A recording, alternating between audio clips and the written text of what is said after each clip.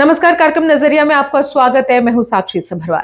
दुनिया इस समय एक बार फिर तेल संकट और बढ़ती महंगाई के दौर की ओर बढ़ती दिखाई दे रही है। पश्चिम एशिया में बढ़ते तनाव, खासकर अमेरिका और ईरान के बीच टकराव और स्ट्रेट ऑफ हॉर्मुज में पैदा हुए हालात ने वैश्विक तेल बाजार को अस्थिर कर दिया है। इसका असर अब धीरे धीरे पूरी दुनिया की अर्थव्यवस्था पर दिखाई देने लगा है।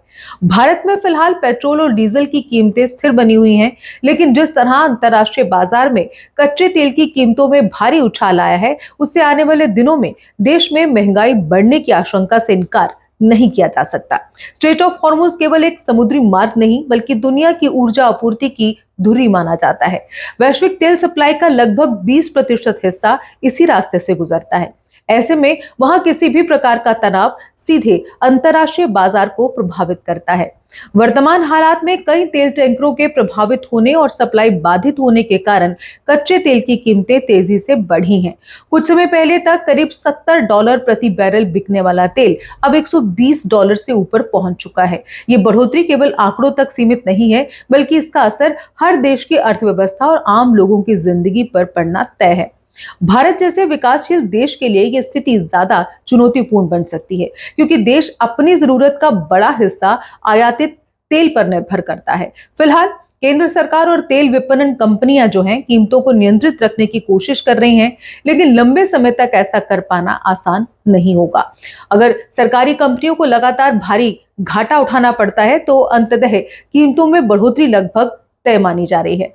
आपको बता दें कि दुनिया के कई देशों में पहले ही पेट्रोल की कीमतें रिकॉर्ड स्तर पर पहुंच चुकी हैं। रिपोर्ट्स के मुताबिक हांगकांग में पेट्रोल करीब ₹295 प्रति लीटर, सिंगापुर में लगभग ₹240 प्रति लीटर, नीदरलैंड में ₹225, इटली में ₹210 और यूनाइटेड किंगडम में करीब ₹195 प्रति लीटर बिक रहा है। और तो और पाकिस्तान की अगर बात करें तो ₹414.78 के हिसाब से प्रति लीटर पेट्रोल बिक रहा है। इसके मुकाबले भारत में फिलहाल पेट्रोल की कीमत करीब ₹95 प्रति लीटर के आसपास बनी हुई है। ईंधन की कीमतों का असर केवल वाहन चलाने तक सीमित नहीं होता। पेट्रोल और डीजल महंगे होते ही परिवहन लागत बढ़ती है, जिसका सीधा असर खाद्य पदार्थों, निर्माण सामग्री, दवाइयों और रोजमर्रा के सामान की कीमतों पर पड़ता है। यानी ईंधन की बढ़ती कीमतें आम आदमी की रसोई से लेकर बाजार तक हर जगह महंगाई को बढ़ावा देती हैं। पहले से ही बढ़ती बेरोजगारी और आर्थिक दबाव झेल रहे मध्यम वर्ग और गरीब तबके के लिए यह स्थिति और मुश्किलें खड़ी कर सकती है। हालांकि भारत में अभी पेट्रोल की कीमतें कई देशों की तुलना में कम हैं, लेकिन अंतर्राष्ट्रीय हालात अगर लंबे समय तक तनावपूर्ण बने रहे, तो देश में भी कीमतों में बढ़ोतरी से बच पाना मुश्किल होगा।